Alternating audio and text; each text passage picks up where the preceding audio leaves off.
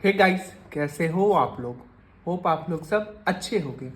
तो इस वीडियो में हम लोग बनाने वाले हैं एक्सरसाइज 5A का क्वेश्चन नंबर 21 और उसके आगे।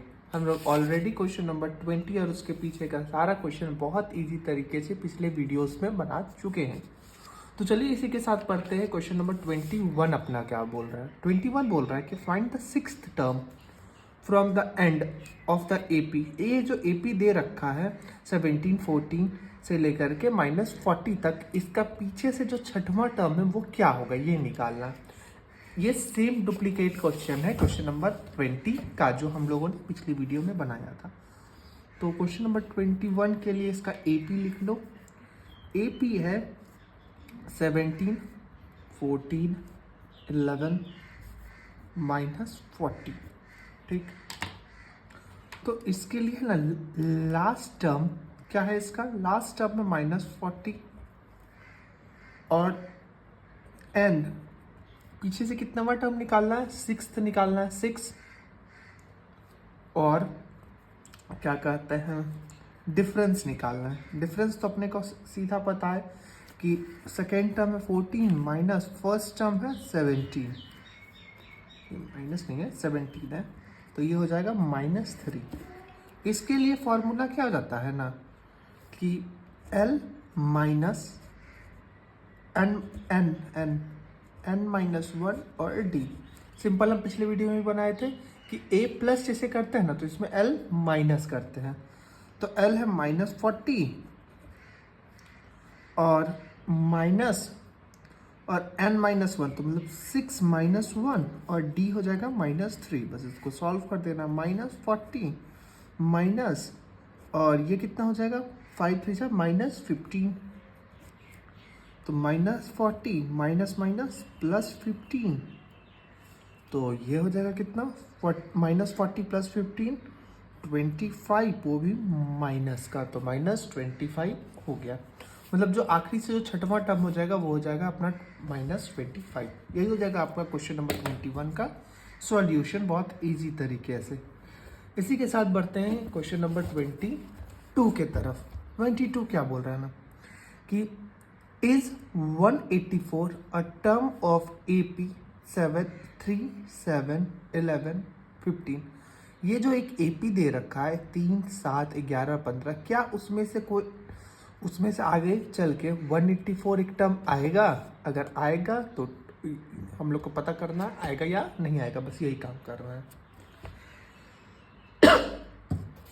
तो सबसे पहले AP लिख लो। इसके लिए AP हो जाएगा 3 7 11 15 और फाइंड करना है अपने को कि 184 जो है इसमें से एक टर्म है या नहीं है।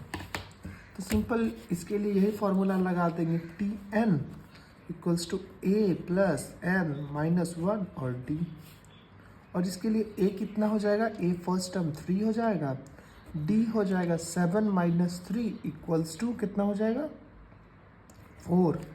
और Tn क्या निकालना है कि ये जो टर्म है ये है या नहीं है, तो Tn इक्वल्स टू 184। देखो, अगर ये इसको पूरी कट कर देता है तो फिर ये तो इसका टर्म हो जाएगा। अगर इसको पॉइंट या फ्रैक्शन में लाता है तो फिर नहीं होगा, सिंपल, क्योंकि ये वाला जो AP है इसमें कोई भी टर्म पॉइंट या फ्रैक्शन में नहीं है। तो अगर ये पॉइंट और फ्रैक्शन में आया तब तो नहीं होगा। तो चलो बनाना चालू करते हैं। 184 equals to A plus A की जगह क्या हो जाएगा 3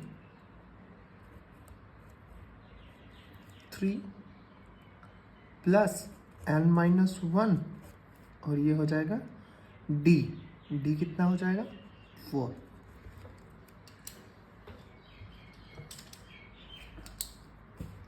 तो ये हो जाएगा 184। इसमें हम लोग क्या कर सकते हैं, माइनस, ये प्लस का 3 था, इधर आ जाएगा तो माइनस का 3 हो जाएगा इक्वल्स टू n-1 और 4। तो ये हो जाएगा 181, ये मल्टीप्लाई में 4 था, इधर ले आओ तो डिवाइड में 4 हो जाएगा, L -1। तो देखो 181 ये माइनस में 4 था by 4 plus 1 equals to n equals to कितना हो जाएगा 181। एलसीएम ले लो 4 तो प्लस 4 हो जाएगा तो इक्वल्स टू 185/4। अब इसको देखो हम लोग डिवाइड करेंगे तो या तो ये मिक्स फ्रैक्शन में आएगा या पॉइंट में आएगा, जो भी बोल लो। तो इसको अगर हम लोग मिक्स फ्रैक्शन में करें तो ये 4 जा 4 6 जा और 1। ये देख लो, ये कुछ इस तरह से आया। ये देखो इस एपी में कभी हो सकता है, नहीं हो सकता, क्योंकि इसमें जब भी डिफरेंस आ रहा है 4 का डिफरेंस आ रहा है। तो या तो है ना ये तो कभी आ ही नहीं सकता, इसमें तो कुछ ऑप्शन ही नहीं है कि ये नेगेटिव भी नहीं हो सकता, कुछ नहीं हो सकता, ये आ ही नहीं सकता, क्योंकि ये पॉइंट या डेसिमल में है, पॉइंट या फ्रैक्शन में है, और ये तो एक सिंपल नंबर में है, नेचुरल नंबर में है। तो फिर ये नहीं हो सकता। तो सीधा बस लिख देंगे कि 184 is not a term of this AP. समझ में आया क्यों नहीं हुआ? क्योंकि अगर इसको इसमें होने के लिए क्या चाहिए था इस वाले टर्म को पूरी कट जाना चाहिए था, लेकिन ये कटा नहीं कटा, ये फ्रैक्शन में आ गया। अगर फ्रैक्शन में आ गया तो फिर ये नहीं होगा। इसी के साथ बढ़ते हैं नेक्स्ट क्वेश्चन नंबर 23 के तरफ। 23 बोलो, देखो क्या बोलता है। 23 बोलता है कि is -150 a term of the AP इतना इतना इतना। क्या -150 एकदम सेम क्वेश्चन है क्वेश्चन नंबर 22 के जगह, कुछ भी इसमें से चेंज नहीं है। तो सबसे पहले इसके लिए एपी लिख लो। एपी क्या है 11 8 5 2।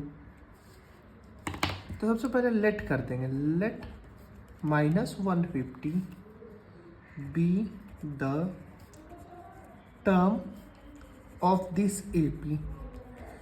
कि ये जो एपी है ना, इसमें से -150 क्या है, एक टर्म है।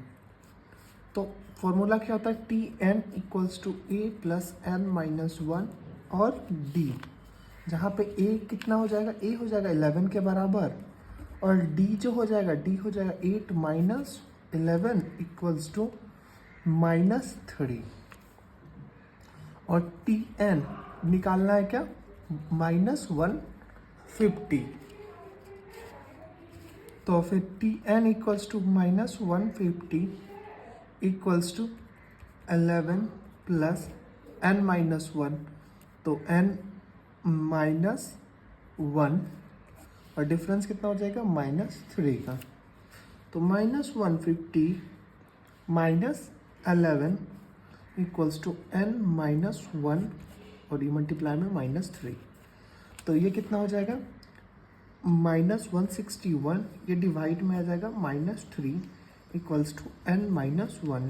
ये कटा माइनस माइनस, तो 161/3 ये आ जाएगा माइनस का 1 इधर प्लस में equals to n। Therefore n equals to 161 plus 3, ये एलसीएम ले लिए 3, तो ये हो जाएगा 160 इक्वल्स टू कितना हो जाएगा 164/3। देखो ये भी कट रहा है, नहीं कट रहा है, ये भले नेगेटिव में आ जाएगा ये टर्म, लेकिन फ्रैक्शन में तो कभी नहीं आएगा इसमें। तो फिर ये क्या होगा, ये इस एपी का ये टर्म नहीं है। Therefore -150 is not a term of this AP. समझ में आया? अगर यही देख लो कि ये अगर 165 रहता तो ये एपी का पार्ट बन जाता, क्योंकि 3 से 165 कट हो जाएगा। तो मतलब पूरा अगर फ्रैक्शन में रह जाता है तो वो नहीं होगा, अगर पूरा एक नंबर रह जाता है तो वो हो जाएगा। यही इस क्वेश्चन का कॉन्सेप्ट होता है। इसी के साथ बढ़ते हैं अपने नेक्स्ट क्वेश्चन नंबर 24 के तरफ, नेक्स्ट पेज में भी। इसको इधर ही रख दो। क्वेश्चन नंबर आप 24 क्या बोल रहा है वो देखो। 24 क्या बोल रहा है ना, विच term of the AP 121, 117, 113 is first negative term. मतलब देखो ये जो टर्म है ना ये तो घट रहा है, ठीक।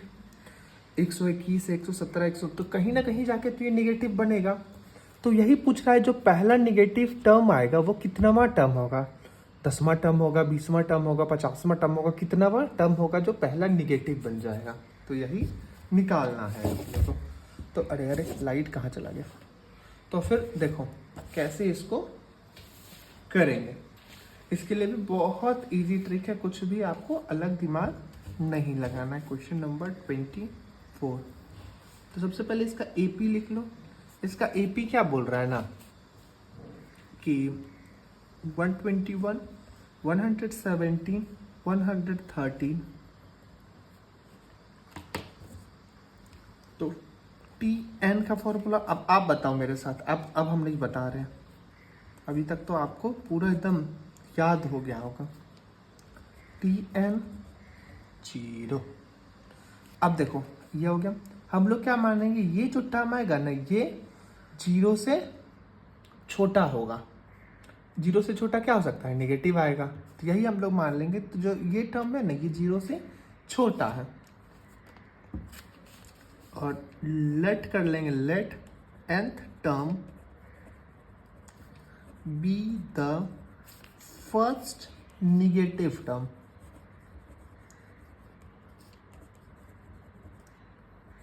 एन टर्म को हम लोग मान लिए कि पहला निगेटिव टर्म आएगा, ठीक। तो क्या हो जाएगा, a प्लस एल माइनस 1 और d 0। ये जो आएगा ये 0 से छोटा होगा। तो 121, क्योंकि एक इसमें क्या हो जाएगा 121 plus n minus 1, n minus 1 को तो ऐसे ही रख देंगे। और d कितना हो जाएगा 170 माइनस 121, तो हो जाएगा 4, वो भी माइनस का, ठीक। अब मल्टीप्लाई कर दो 121 प्लस इसको मल्टीप्लाई कर दो तो ये हो जाएगा -4n, ये +4। तो ये कितना हो जाएगा 121 प्लस 4 125 माइनस 4n। तो ये हो जाएगा 125। ये -4n था, इसको इधर कर दो तो क्या हो जाएगा +4n, ठीक। अब देखो ये 4 मल्टीप्लाई में था, इधर ले आओ डिवाइड में, 125/4 n। तो जो n होगा ना इसको इससे अगर हम कटवाएंगे तो ये कितना हो जाएगा 31.25 ऐसा कुछ आएगा, ठीक।